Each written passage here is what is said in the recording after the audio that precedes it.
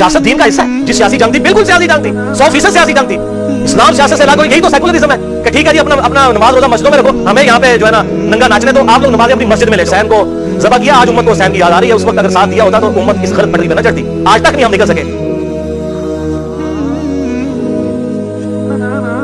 हज़रत अबू बकर हज़रत उमर उस्मान के साथ शरीक रहे तमाम के तमाम मामलात में, बल्कि चीफ जस्टिस हज़रत उमर ने हज़रत अली को बनाया था अपने दौर के अंदर। हज़रत उस्मान भी उन्हीं से फैसले करवाते थे, उनकी आपस में बहुत मोहब्बत थी।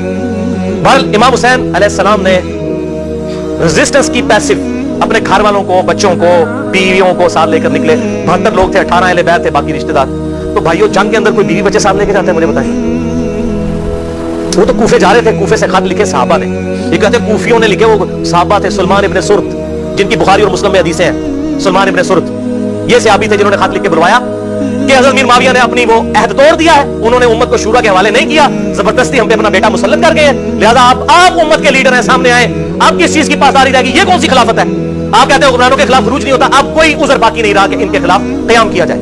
तो फिर हजरत हुसैन वहां से निकले रज़ियल्लाहु ताला अन्हु, और वहां पर जा रहे थे कूफे में, ताकि वहां से बैग लें और वहां से एक दावत लॉन्च करें। अल्टीमेटली जाहिर है कि जी वो जी सियासी बातें, ओ भाई सियासी बातें क्यों ना करें, जुदा हो दीन सियासत से तो रह जाती है चंगेजी। हमारा नबी बैक वक्त सबसे बड़ा सियासतदान भी था, सबसे बड़ा मुजाहिद भी था, सबसे बड़ा दीनी लीडर भी था। अमीरुल मोमिनीन ही नमाज़ें पढ़ाया करते थे ना, ठीक है ना जी। सियासत दीन का हिस्सा है। जिस सियासी जंग थी, बिल्कुल सियासी जंग थी, 100% सियासी जंग थी। इस्लाम सियासत से लागू, यही तो सेकुलरिज्म है कि ठीक है जी अपना नमाज रोजा मस्जिदों में रखो, हमें यहाँ पे जो है ना नंगा नाचने तो आप लोग नमाज़ें अपनी मस्जिद में ले जाओ। रूस जो है वो काफिरों के चलेंगे, यही तो सेकुलरिज्म है।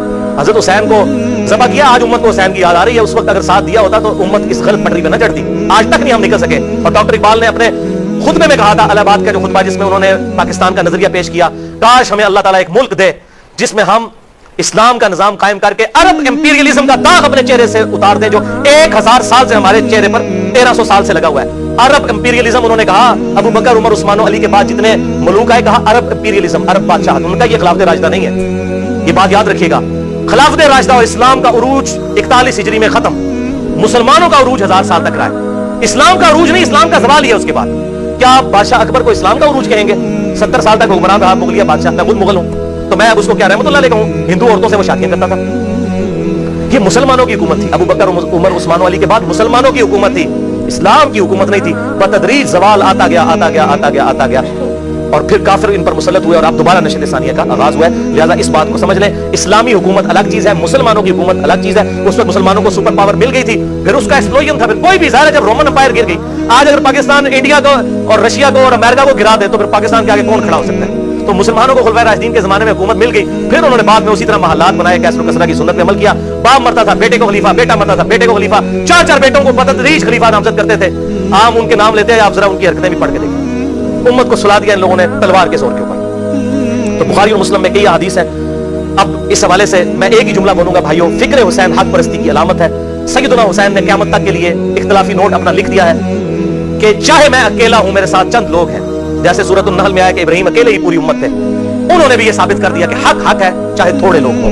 अल्हम्दुलिल्लाह। बहरहाल बुखारी और मुस्लिम के हवाले से मेरे 8 लेक्चर्स ahlesunnatpark.com पर है। मैं आखिर में बात कर दूं कंक्लूड करते हुए, और मेरे 2 रिसर्च पेपर जो मैं पहले भी बता चुका, राफजियत, नासबियत और जसीदियत का तहकीकी जायजा, और दूसरा ये वाक़या करबला का हकीकी पस मंजर 50 से इस्नाद हदीस की रोशनी में। इसकी सिर्फ कापियां थोड़ी थी, मैंने आपके इमाम साहब को दे दी हैं 5 कॉपियां। ये हमारे पास 150-200 कॉपियां, ये सबको मिल जाएंगी। लेक्चर के एंड पे खुद लेके जाइएगा, बार भाई खड़े होंगे। और कुछ और भी नमाज मोहम्मदी, रसूलुल्लाह सल्लल्लाहु अलैहि वसल्लम की आखिरी वसीयत है, 10 कमांडमेंट्स और काफी सारे रिसर्च पेपर हैं। इसको आप मुफ्त डाउनलोड भी कर सकते हैं ahlesunnatpark.com से। 3 MB की फाइल है, इंग्लिश में भी है, उर्दू में भी और अरबी में भी। अल्हम्दुलिल्लाह इंटरनेशनल पॉपुलर है। बहरहाल आज मैंने जो टॉपिक एड्रेस नहीं किया, मैं बता दूं, वो सारे मेरे लेक्चर्स और रिसर्च पेपर्स में कवर है।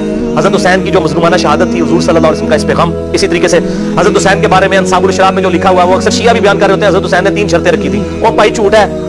हजरत हुसैन ने 3 शर्तें रखी जी, या तो मैं यजीद की बैत कर लेता हूं, या मुझे वापस जाने दो, या मुझे। ओ भाई वो बैत अगर कर लेते तो ना लुड़िया पानिया सन, खुदा दा नाजे कि हजरत मीर मुआविया जो पूरी जिंदगी हुसैन से बैत नहीं यजीद के लिए ले सके। अगर हजरत हुसैन आप तैयार हो गए थे, उन्होंने कहना था जनाब बैत के लिए तैयार है जनाब आके, वो झूठ है, बिल्कुल मुनक़ते रवायत है। इवन ज़ुबैर लिज़ई साहब ने तो अपनी किताब में लिखा अंसाबुल अशराफ जो है, ये किताब ही झूठी सनद के साथ है, इसकी इमाम बिलाज़री से सनद ही साबित नहीं है, मुनक़ते है। कोई झूठी है, झूठ के तो पाँव नहीं होते ना।